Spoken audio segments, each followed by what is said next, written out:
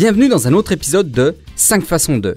Je crois que nous aimons probablement tous grignoter quelque chose en regardant la télé, ou tout simplement entre les repas. Vous verrez vous-même que vous n'avez pas à peiner pour préparer de délicieux snacks.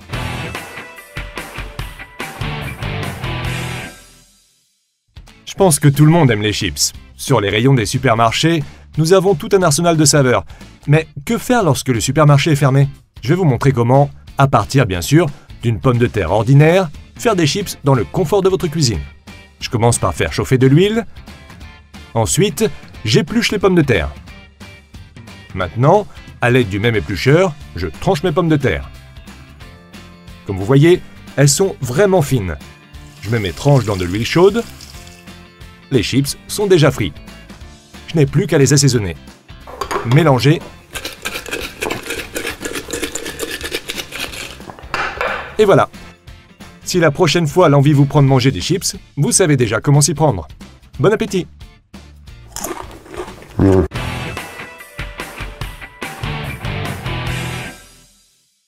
La pizza est un plat exquis, tant pour le dîner que pour un hors-d'œuvre. Mais en faire une ou en commander une implique de longs temps d'attente. Je vais donc vous montrer aujourd'hui comment faire des mini pizzas express.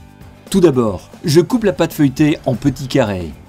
Ensuite, je les tartine de ketchup et je répartis les ingrédients. Vous pouvez aussi préparer d'autres variantes. Ici, j'ai des mini pizzas et là, des bouchées aux épinards et gorgonzola. Je mets mes morceaux de pâte garnie au four. Et je les fais cuire à 180 degrés pendant environ 15 minutes. Cet amuse-gueule est idéal pour une fête, tout comme pour une soirée télé.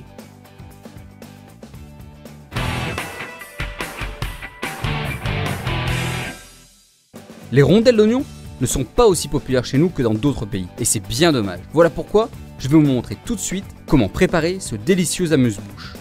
Dans un bol, je verse une demi-tasse de farine ordinaire et un quart de tasse de farine de maïs. Ensuite, j'ajoute 2 cuillères à soupe de purée de pommes de terre, du poivre de Cayenne et une pincée de sel.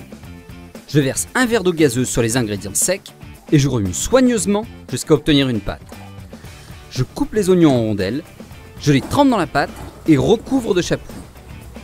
Il suffit de faire frire nos rondelles dans l'huile chaude jusqu'à coloration dorée. J'espère que vous aimerez ces rondelles d'oignon et que ce casse-croûte deviendra encore plus populaire.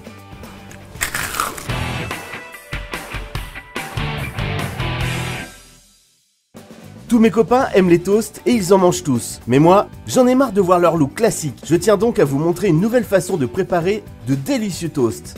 J'espère que vous l'aimerez. J'enlève toutes les croûtes du pain de mie. Ensuite, j'y passe un coup de rouleau et je couvre les tranches de fromage. Si vous aimez d'autres garnitures, placez-les sur le fromage. Je roule le pain au fromage doucement pour ne pas l'abîmer. Il ne me reste plus qu'à poêler mes toasts roulés dans l'huile jusqu'à les faire dorer et faire fondre le fromage à l'intérieur. Vous allez voir, ces toasts roulés vont faire fureur lors de chaque fête. Du ketchup, une sauce et c'est parfait.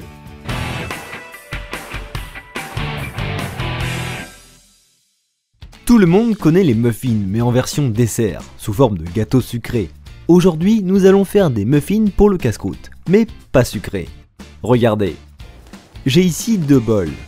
Dans le premier, je verse de la farine, du sel et de la poudre à lever. Dans le deuxième, du lait, un œuf et de l'huile. Je mélange soigneusement les ingrédients dans les 2 bols et je verse la masse liquide sur la sèche. Je remue un instant et la pâte à muffins est prête. Dans un moule beurré, je mets une partie de la pâte, puis j'ajoute mes ingrédients préférés tels que le brocoli, le fromage ou le jambon. Je couvre le tout du reste de la pâte. Il ne me reste plus qu'à mettre les muffins au four préchauffé à 200 degrés pour 15-20 minutes. En attendant, je vais regarder les nouvelles.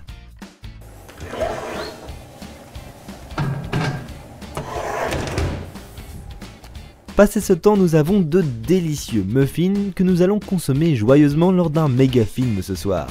Essayez-le!